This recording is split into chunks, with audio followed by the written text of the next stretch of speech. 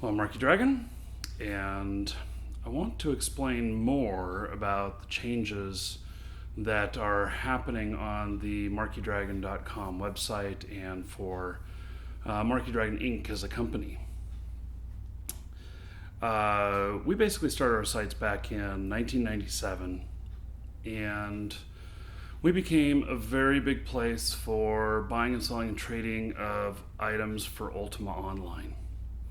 This was not something that violated the terms of service. They didn't have any terms of service on stuff like this because they never anticipated that this stuff was going to happen.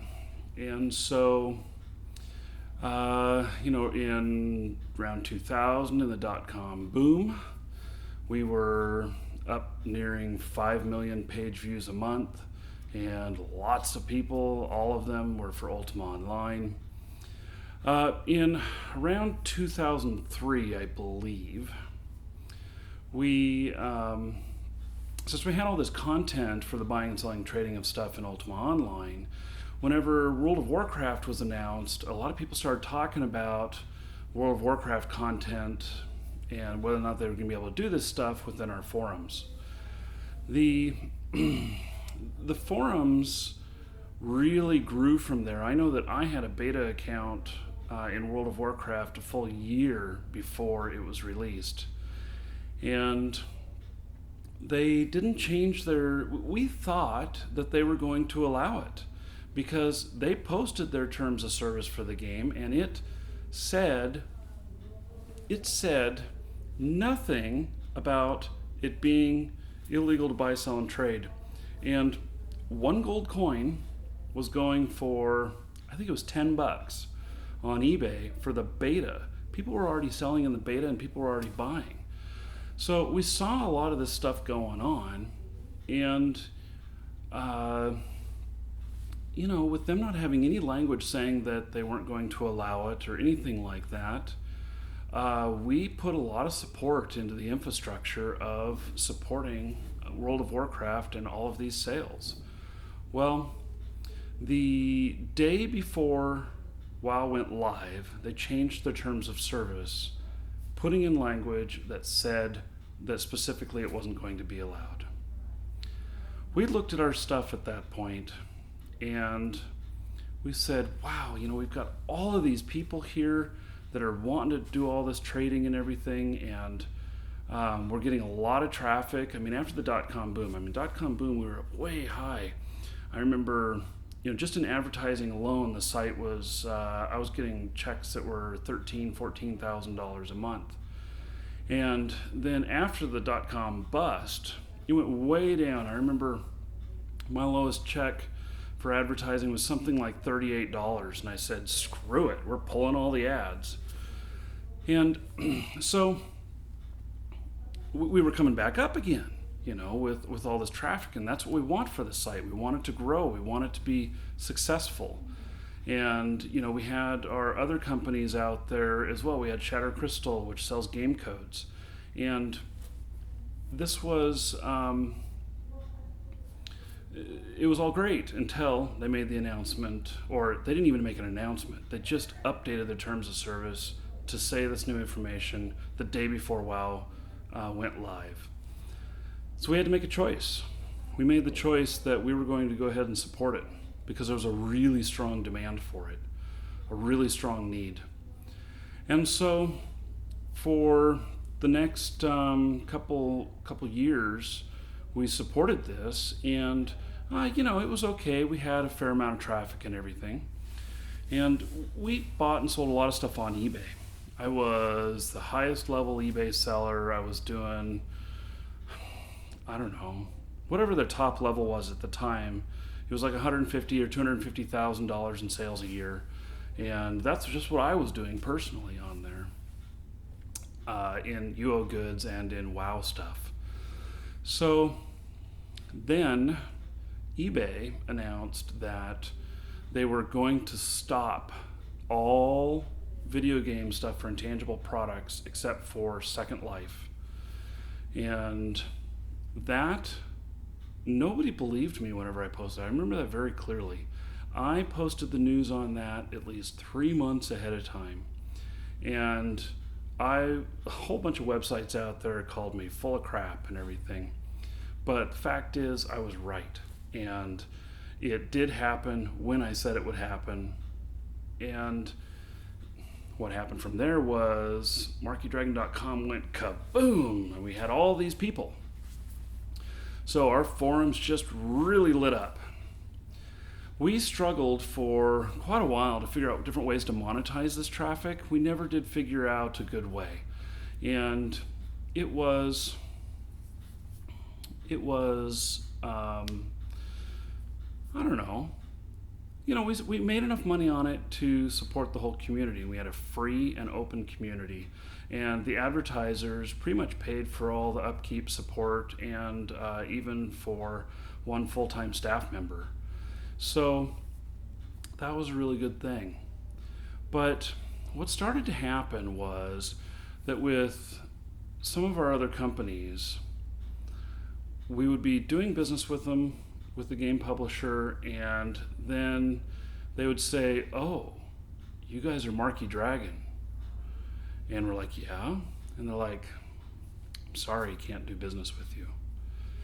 So that was a really big deal. So for the past couple of years, my COO and I have been talking about, what to do with this, because I love the Markee Dragon site. That's my baby. I started this so long ago. Markee Dragon was my character name in Ultima Online, and it's something that I have really, really loved doing. Now, with it being gone, it's very upsetting for me. It's very upsetting that I have to give this up in order to meet our other goals. But we're doing this because we see the long term. So one is that one of our other companies is really, it's really doing really well right now. And, with the industry contacts that we have and all of the potential we have there, what Markee Dragon earns for the business is a drop in the bucket compared to what our other businesses do. And for that reason, this is the right choice. It's not the choice that I personally wanted to do. It is not the choice of any of the volunteers on the site, and I'm sure most of the members don't want it either. But it's the right thing for our goals. So when we decided that we're going to shut it down because it's harming our other business, we decided, okay, what can we do here now that will be a very positive thing for the game community and will impact a lot of people? And really, I really love dealing in these external markets. These external markets, to me, are a lot of fun. In Ultima Online, I played a merchant. In real life, I'm a merchant. I enjoy doing this. And so with that, we are going to redo the whole site. We are going to, we are removing all content that violates the terms of service. And that means 95% of the content. We also know that 95% of you are there because of the buying and selling and trading. And that's exactly why you're there. We know we're going to lose you guys. That's why I couldn't see just killing the community. We originally were going to just delete the forums that violated the terms of service. But we realized how many people this really affects. We realized that we have at least 200 people that are making a living in the Markee Dragon forums. And this is what they're doing for a job. We have, I don't know how many companies that have gotten their start in our forums, and it's been a wonderful thing for commerce. I'm sure Blizzard hasn't liked it. Some of the other game companies that we allowed the buying and selling and trading of their stuff, I'm sure that they didn't like it either. But the fact is, there was nothing illegal about it. It does violate the terms of service, but that's not a contract between us and the game publisher. That was a contract between the game companies, game publishers, and the players of the game. We always felt an internal conflict about that. And in fact, I remember some of the discussions we had whenever we were like, are we going to allow this stuff now that WoW has said this? It was some really heated discussions, because we were at that point, a prim and proper site. After we made the change, we were actually official fan site for a couple of games, and they removed our fan site status over us allowing this kind of activity. So we decided, instead of deleting the entire community, that we would see if someone wanted to take over the community. And that's where MMOBay.net comes in. They have taken over the community, and I appreciate that. I know that there are so many people that use the site and everything that I think that it's a much better option than just deleting it. I don't know exactly how the game publishers are going to feel about that. They probably won't appreciate it. But the fact is that deleting it was emotionally my very last option. So we exit out now. It all goes over to this other site.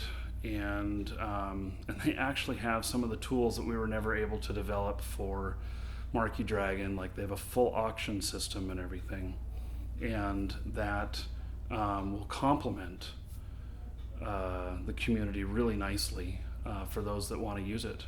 For those that don't want to use it, they'll just continue to do their posting of stuff and taking chances with people. But I think the auction system will provide a lot of security for those members who want something like that. So the future before us is a pretty long-term goal. And that goal is to take these communities, which are currently not supported by the video game publishers because it violates their terms of service, and see what ways we can work together to bring these to an acceptable market. And that acceptable market is something that the people in the community that are doing this stuff, that they can do it without fear of violating the terms of service, and that the game publishers can allow it to happen without fear that it's going to disrupt their game or their own communities, and make a profit on it. I believe that, in a perfect scenario, here's my thoughts, which is that, let's just take World of Warcraft, for example. In World of Warcraft, somebody wants to sell, 10,000 gold for, what does it go for? $150, something like that? I don't really know. But let's just say it goes for $100 for the ease of math. I think that 30% of that money should go right back to the publisher. And so that should be a tax going back to Blizzard for the sales of those funds. Now, that is a very simplistic view, because there's a hell of a lot of politics involved in this. And games that were not designed to support these kind of markets may have a very hard time supporting them, because it does cause strife within the game. You've all seen bots in WoW, and some bots are they don't get in your way, they're not a problem or whatever. Some of them are extremely annoying, and we want the games to be fun. We also want the games to be able to support this kind of action externally or internally, and everyone benefit from it. And so that is the goal. We will continue working towards this. And like I said before, we have an amazing amount of industry contacts, and we work with a lot of foreign companies right now. We work with I won't mention any of the game publishers in this video, but we work with several game companies that are in foreign lands. They're not in the U.S., to where RMT account sales and stuff like that is a lot more acceptable. In fact, a lot of the free-to-play, this is how they make their money. So why not embrace this so that we can do it out to all the games? I don't know how that's going to happen yet, but that's my goal. And I've set a timeline of 3 to 4 years to where we can look back at this video and say, what is it like right now, and what impact have we made then? And I'm sure we'll have made a big impact. So that's where we go from here. The new site will appear sometime next week. It will be TOS violation free. And we will be happy to talk about a lot of the subjects of stuff that does violate the terms of service, but there will be absolutely no commerce on it and no links to any sites that violate. And that's going to be the new standard. I hope you'll join us there. I will still continue publishing all kinds of videos. I'll still continue answering questions about how you can keep away from fraud.